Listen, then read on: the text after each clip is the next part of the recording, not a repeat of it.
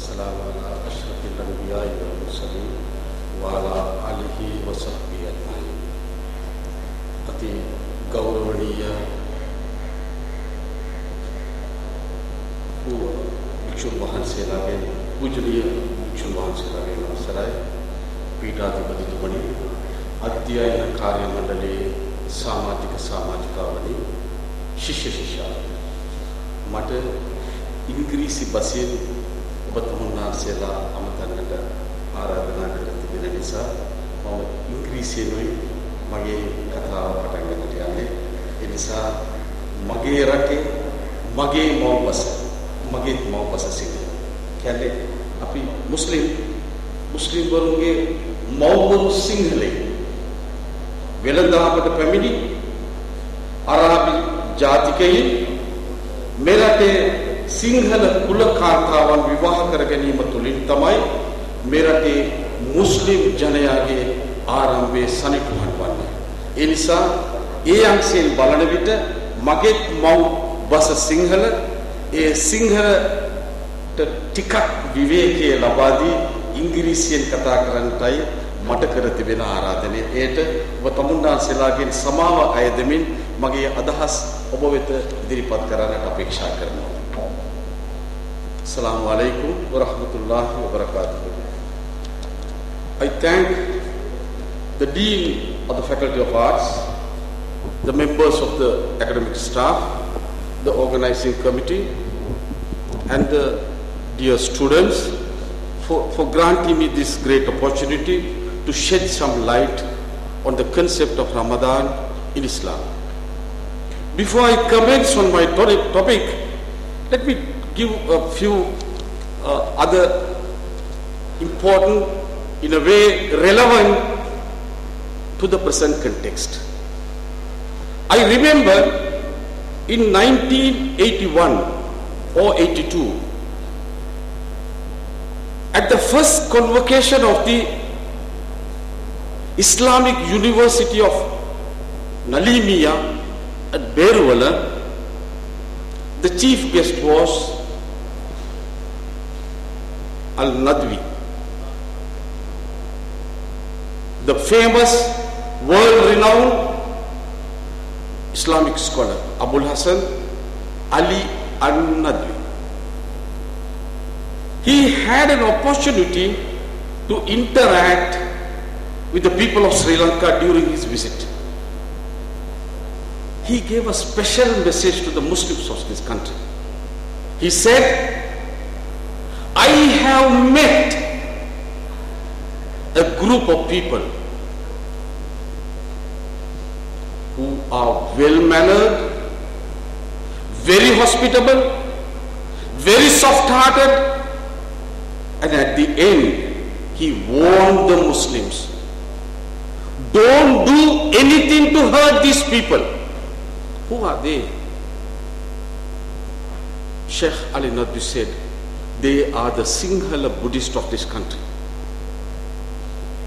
With this honor that we are bestowed with to live among these Sinhala people, he said, I have traveled to more than 75 countries. I have never come across such good people.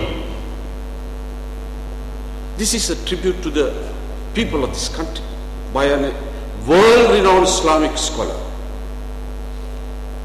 Now, I have been asked to talk about Islam, which is not their religion.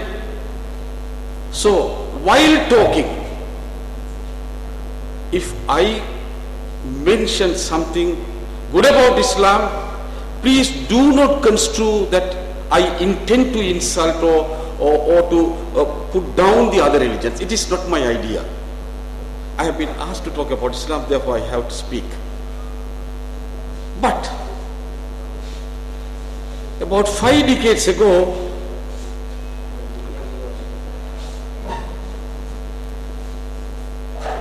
my father, a typical villager, barely educated, he gave me a very, his usual after dinner chats. One day he said, My son, if you hurt somebody, you must have the humility and the courage to tender your sincere apology to the person. If somebody hurts you, you should have the patience to forgive the person. And further he said, try to understand others well so that others will understand you. This was about 5 decades ago. Amazingly, a few years back, I came across a book, international bestseller by Stephen Covey. I think most of the people know. The 7 habits of the most effective people. The 5th habit is the one that my father taught me 5 decades ago. He said, understand to be understood. You understand others, then they will understand you.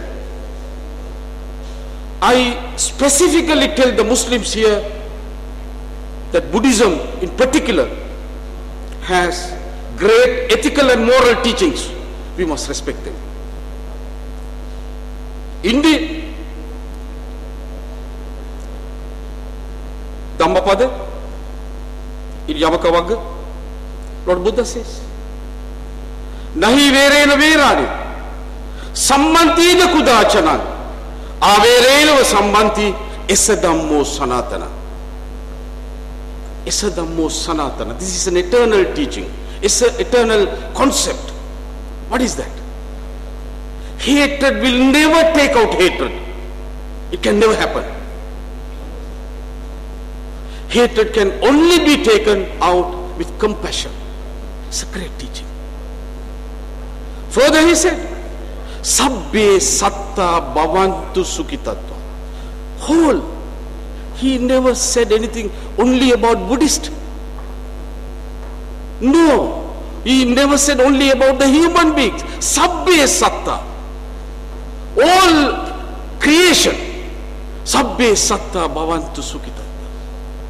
Even among the mankind, he said, nobody is big or nobody is small according to his birth. Najacha vasalo hoti, najacha hoti brahmano.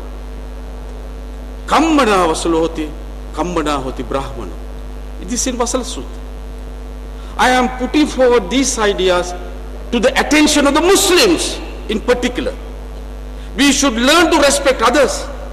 Then they will respect us and they will try to understand us. This is what Abul Hassan Ali al-Nadwi in 1981 at the convocation at the Islamic University of Nalimia, he told, this, I have come across a set of people whom I never saw in any of the 75 countries that I have traveled. An amazing situation. We are fortunate enough to live among such good people. So maintain the good relationship. Respect them. Invite them for your iftar. Invite for them with your biryani. Invite with them with your watlappan. Respect them. Build up the honor and the mutual understanding with them. They are good people. Among that good people, I have to say something about Islam today. While talking on Islam, somebody make it unacceptable. According to my father's values, I tender my sincere apologies to such people. With this, I'll give a very good, even my father gave me an example. He related a story. He said, son, when there is a cemetery, people think the mass owner is living there. This is the place where mass owner is living. So anybody go past in the cemetery, he's scared because the mass owner will come down. What he does is, he starts singing. The man who does not know how to sing, he will begin to sing. Because he wants to allay the fear that is coming out of his heart. He begin to sing loudly. By any chance, if the cemetery keeper's house is by the side and the lady has put some white clothes outside for drying, this with the wind, when the clothes moves like this, he thinks it is Mahasona. If he has a club in his hand, he will attack the white cloth thinking it is Mahasona. Otherwise he will remove his sarong, put it on the head, and he will run away. This is the usual. This is what my father was telling me. Why this is happening, my father asked. He said, this man did not know about Mahasona. No understanding. Lack of understanding creates suspicion. He thinks the white cloth is Mahasona. If he has understanding, he knows there is no Mahasona. There is no Ririyaka. This is white cloth. He converts a white cloth into Mahasona because he is having no knowledge of Mahasona. So lack of understanding creates suspicion. Suspicion creates what? Fear. Fear psychosis. With the suspicion we get into a fear psychosis. The fear psychosis generates a sense of aggression. This is the normal procedure in the human nature. So understand others to be understood. This is what my father taught me 5 decades ago. That is why I am studying Buddhism. That is why I am studying Christianity. That is why I am studying Hinduism, because I am living among them. I should respect them. To respect them, I should know them. So I request the non-Islamic brethren here, the reverends, try to understand us. We are good people. We have a very clean heart. We never had the ambition to capture this country. No, never. Muslims came to help the kings of this country. When the invaders came, they supplied arms. They had their own brigades here. Muslim brigades are fighting along with the singular soldiers, particularly at Mulleriya. At Mulleriya in particular, there was a specific Muslim brigade fighting along with the singular soldiers against the invading armies. This is our history here. We always, my mother's surname is Sinhala. Still they maintain the Sinhala surname. Why? Our mother tongue is Sinhala. So let us, with all these words of appreciation about the major community in this country, let us come back to now my topic about Ramadan.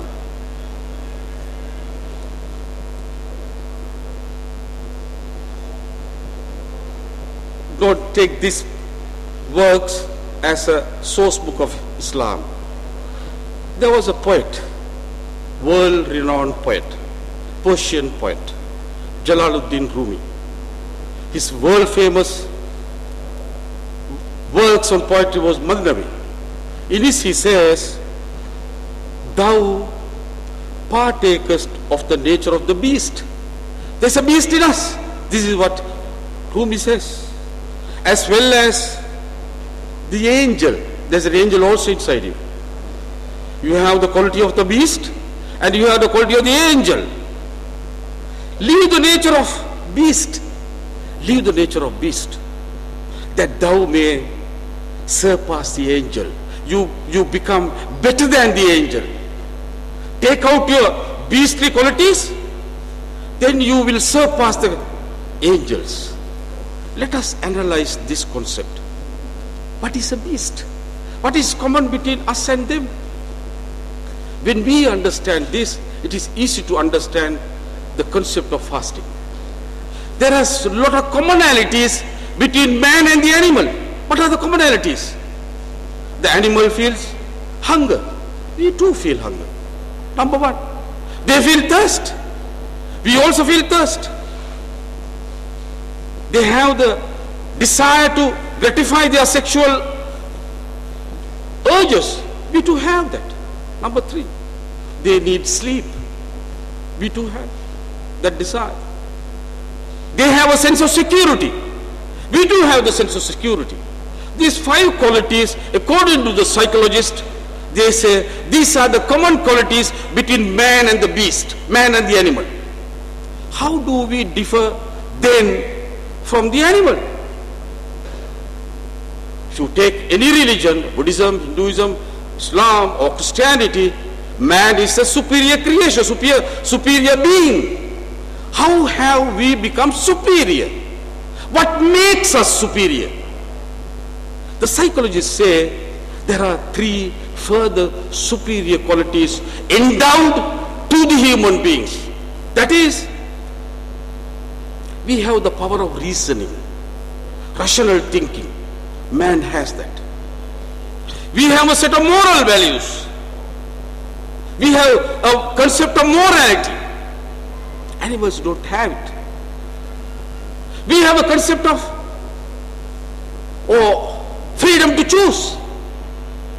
These 3 concepts are only for the human beings, not for the animals. What is the sense of the reasoning power? What do you mean by reasoning power? This is very relevant to Islam. Why? We believe in a God because one day, I'll tell you another example. I live close to a masjid. A set of students from an international school in Colombo, they came to visit. They have gone to a church, they have gone to a temple, they have gone to Vihara, and they came to a Muslim school. They were on a tour. The Maulavi, or the person in charge of the masjid, he could not explain the Islam to these students because he didn't know Sinhala or English. So he sent word to me and asked, come, talk to these people. The children asked me, where is the Muslim God? They were running all over inside the masjid to look for Muslim God. This was a very precarious situation for me to show the Muslim God to these students. Then I told them, look, children, there is no concept as Muslim God. God is universal. We don't have an image of the God because we have not seen God. Then the children immediately ask, if you can't see, how do you believe? Then I have to give an example. I give an example. I asked some of them, you may not have been born at that time. We had an experience of the LTT attacking Colombo refinery. I live around Kiribati, that area. We could not see columns of smoke rising towards the sky. We could see that. So my 5 senses get into action. So I feed my processor the reasoning power with the data that I collect out of my 5 senses. The first sense is my eye. Eye is seeing the columns of smoke climbing to the sky. Then I begin to, then reasoning. Reasoning begins. For a cattle or a goat or a crow, the crows, when there is a sort of a heavy clouds and dark, they fear because they think the day is finished, the night is setting in. They try to fly back to their nest. That's the only thing that they think of. The man is not that. Man has the reasoning power. He reasons. Then he reasons, oh, from which direction the smoke is coming?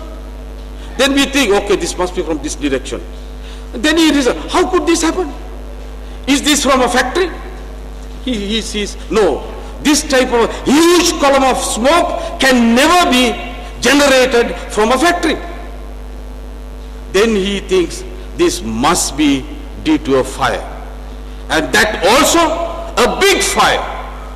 Then I ask the children, this man decides that this smoke is because of a fire. Has this man seen the fire? No. Then how could he decide that there was a fire?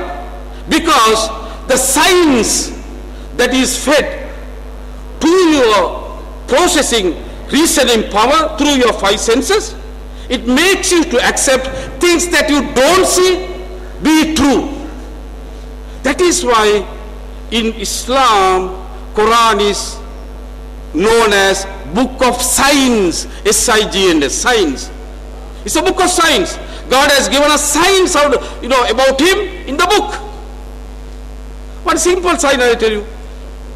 In chapter 16, verse 68, God says, I inspired the bee to go to the all flowers, collect the nectar and come. If I ask somebody, he will say yes. It is not correct, because in 1970s, 2 scientists made a research only on bee, and they found that the bee does not collect the nectar and bring it to the hive. The bee eats the nectar, and what is come out of the belly is the bee honey, which we eat, which we drink as the most delicious drink. What is coming out of the belly of the bee is the one that we take as bee honey. The God says, in this particular verse, there are about 1,000 signs in the book. The one simple sign that I gave you is this. Here says exactly the same thing. God says, I have inspired the bee to go and eat from all the flowers, and out of it, this is exact translation. Out of their belly then comes out a drink in varying colors, which is having medicinal values for human beings. God did not stop with this, and he says there in the next verse, there is a sign for people who give. Next verse, God says, there is a sign for people who give thought. What is that sign? You did not know that the bee is going to the flower and eats it, and out of the belly that comes out of varying color drink, that is the thing that you take as bee honey. You did not know this. We only came to know in 1970. 1400 years ago, there is no possibility of this concept being known by any human being. This is why I say, like I saw the smoke, without seeing the fire, I believed that there was a fire. Because the sign gave me an indication of an originating fire underneath the column of smoke. Here, God says, because this is a book of signs. So the signs are there. How the man was created? The God says it was created. Even the minutest details are given about the concept of embryology in the book of Quran. Now, my topic is not to go further on this subject. My topic is to talk about fasting. At the end of the fasting comes the feasting. When the feasting comes, we have to invite our brethren and respect them, honor them, and we share our biryani and batlapam. Inshallah. Then, what Islam, out of fasting, what Islam says is that animal nature is what is common to animal and human being: food, hunger, thirst, sexual gratification, sleep, and sense of security. But these three are the strongest psychological drives. Psychologically, the stronger drives are the food, the drink, and the sexual gratification. If these three drives can be controlled, man is controlled. He gets over his animal nature. He puts, now at times, now we say, we throw a piece of bread to a group of dogs. The animal nature is, they fight with each other to grab the biggest piece. Why? Their mind is under the control of the drive of hunger. The mind cannot control the drive. The drive is controlling them. The man must develop a concept where his mind could control his animal nature. This is why through fasting, now sexual gratification, desire comes. I don't deny. It's a very strong desire. It is non-sustainable desire. Desire comes when the opportunity to get gratification lacks, it subsides. Hunger is not that. Hunger, with the passage of time, it increases. It pinches you. It gives you the pain of hunger. Thirst is same. So if you control these psychological drives, you control your mind. How to control them? Then if you control this, your moral values can be put under divine guidance. Your moral values must be put under divine guidance. Your rational thinking, power of reasoning, and the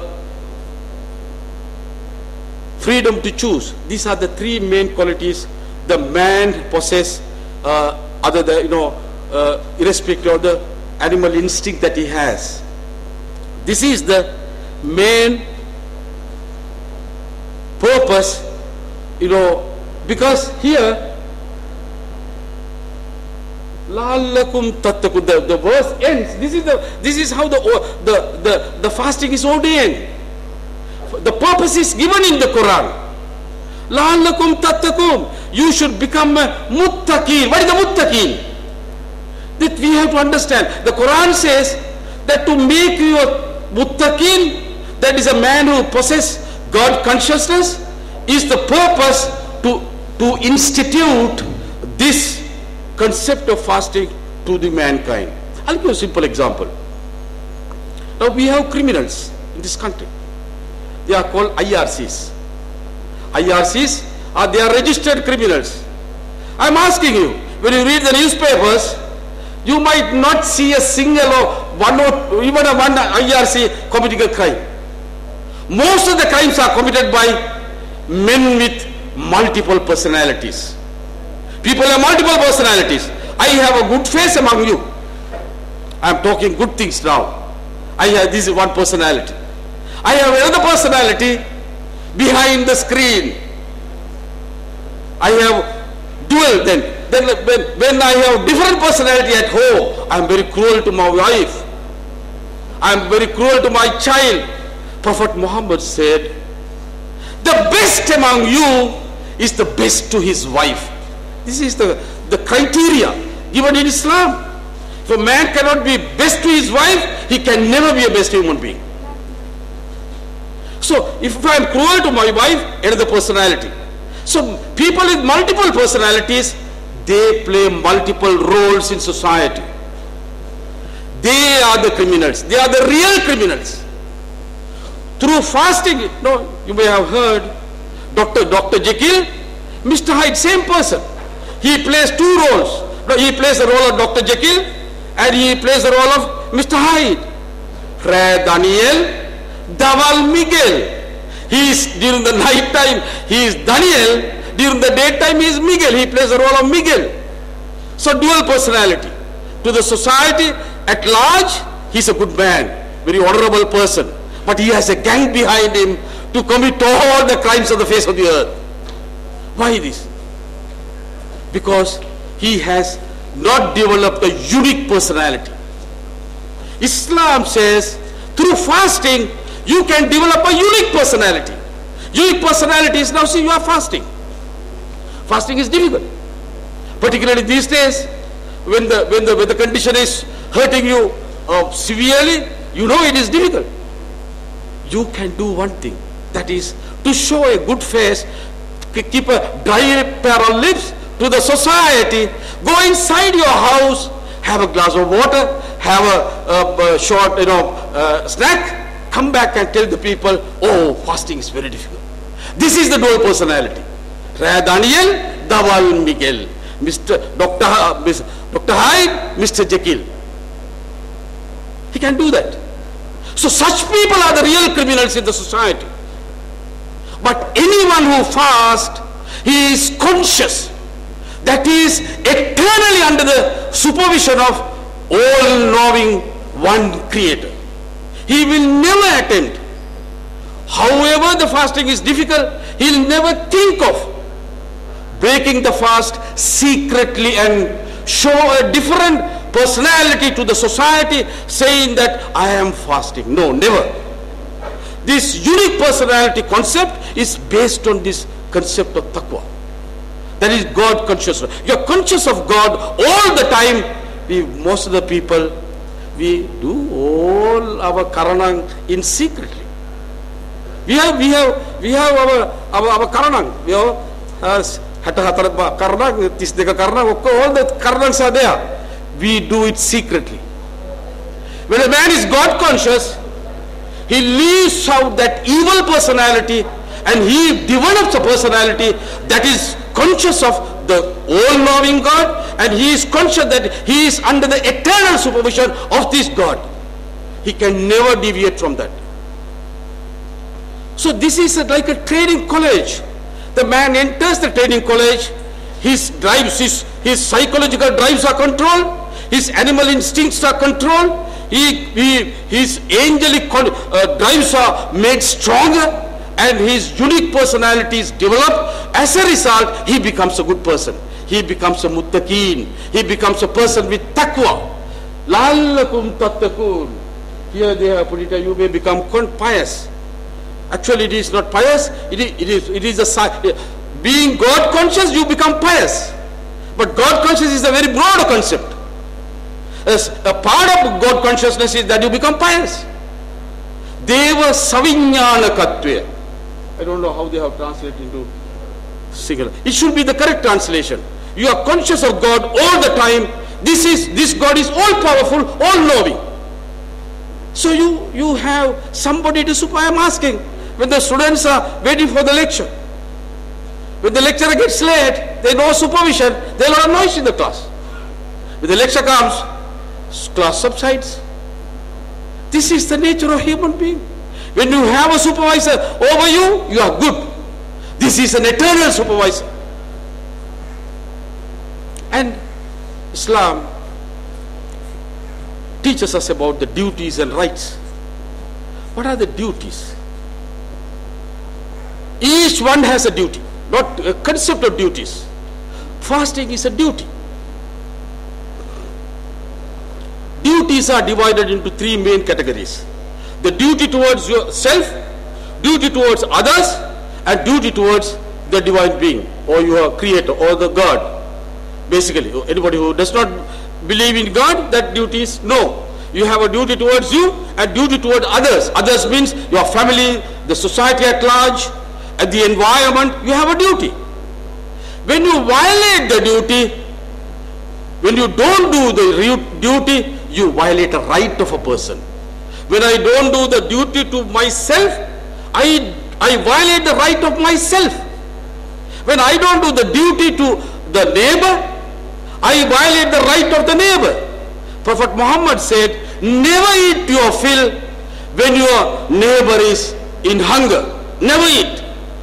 Never think of eating to your fill. Share your food. If your the food is in shortage, add some water and make the broth more and share it with them. This is the Islamic value. We all are under the divine guidance to perform a set of duties. I'll give a good example. Academic staff, I don't know whether I am throwing a stone at a hornet's nest. Still, I'll give a tangible example. Now the salaries are decided maybe 10 or 15 or 20 years ago. Who decides? There's an authority. I don't say UGC, I abstain from that. Maybe them or somebody, a deciding authority. But the cost of living is going high. So there's a right among us to get for more salaries. It is whose duty to give more salaries? There's an authority. When that authority does not perform the duties correctly, our rights are violated. Our rights are violated. So the rights, Islam does not talk of a society of rights, because rights always give conflict, strife, fight, there is no peace. Peace to prevail, Islam says, do your duty, the peace will prevail on its own. This is the Islamic teaching. I think I have taken for more time. I must tell, I want to give this last example and conclude my presentation. How Islam changed the people. What are the historical evidence that we have? When When Prophet Muhammad was preaching in Makkah, that was the time the Roman Empire was crumbling. There was a world famous historian, maybe you may have in the library this set of books. In 8 volumes, Edward Gibbon wrote the history of the Roman Empire. Edward Gibbon, world famous. His book was Decline and the Fall of the Roman Empire. Decline and the Fall of the Roman Empire is a historical book authored by Edward Gibbon. Because this happened, the crumbling of the Roman Empire took place during the time that Prophet Muhammad was preaching Islam in Mecca.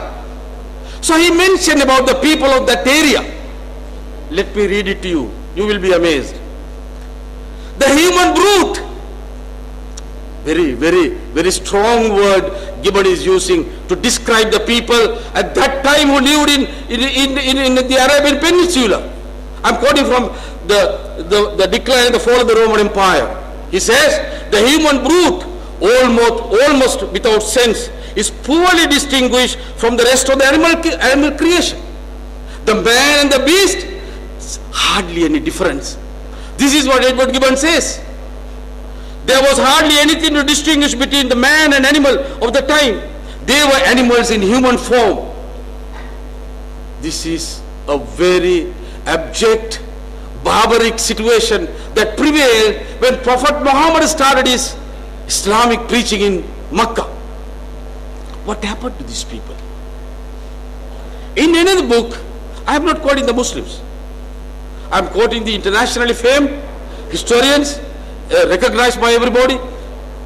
Thomas Carlyle, in 1885, he writes another book, Heroes, Hero Worship and the Heroic in Islam. He was a Scottish national. He writes, Muhammad is not after centuries. At the time of Muhammad elevated them into torchbearers of light and learning. To the Arab nation it was as a birth from darkness into light. They were in the abject, barbaric lifestyle. This is the order of the day. He says, to the Arab nation it was as a birth from darkness into light. Arabia first became alive by means of it. A poor shepherd people, roaming unnoticed in its deserts. Since the creation of the world, see, the unnoticed becomes a world notable. The small has grown the great. This is the change that brought about by performing the duties, the divinely guided duties that is every Muslim is duty bound to follow. This is the result.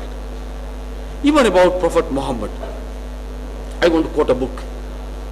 There was in 1978, there was a research done about the most influential persons in history. Professor Michael H. Hart in America, a Jew, traditionally anti-Muslim, anti-Arab. He did a research on the most influential persons in history. And out of that, he has chosen 100 people. I have this book.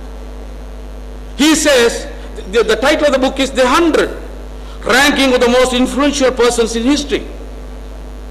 He says, my choice of Muhammad to lead the list of the world's most influential persons may surprise some readers. He chooses Muhammad. But Quran says he did not to read, he did not to write. Here in chapter 29 verse 48, Quran testifies he is an illiterate man, a shepherd. He was born an orphan. He didn't have any traditional education. And in the Quran chapter 29 verse 48, Quran testifies such an illiterate man with a divine guidance, he becomes the most influential person according to Professor Michael H. Hart in history. He says, my choice of Muhammad to lead the list of the world's most influential persons may surprise some readers and may question by others. But he gives the reason. What is the reason? But he was the only man in history who was supremely successful on both the secular and religious levels. He was not only a religious leader. He was the president of the Islamic Republic of Mecca or the Arabian Peninsula at that time. He was successful in both. He reformed a barbaric nation into torchbearers of light and learning within a short period of time, making such people to follow the Islamic duties. So fasting is an Islamic duty. I request my sisters and brothers in Islam to do your fast with inner purification, with consciousness, with determination to reform yourself. And I thank all the organizers and the Dean of the Faculty of Arts, academic staff and the students for granting me this opportunity to shed a little light on the topic that I was given to you. Any error, any mistake, according to the words of my old father 50 years ago, he said, if you hurt somebody, have the humility to apologize to them. I apologize to you very sincerely in case that I have made any mistake to hurt anybody. May Allah bless everybody. Assalamu alaikum wa rahmatullahi wa barakatuh. Wa akhiru da'wana alhamdulillahi rabbil alameen.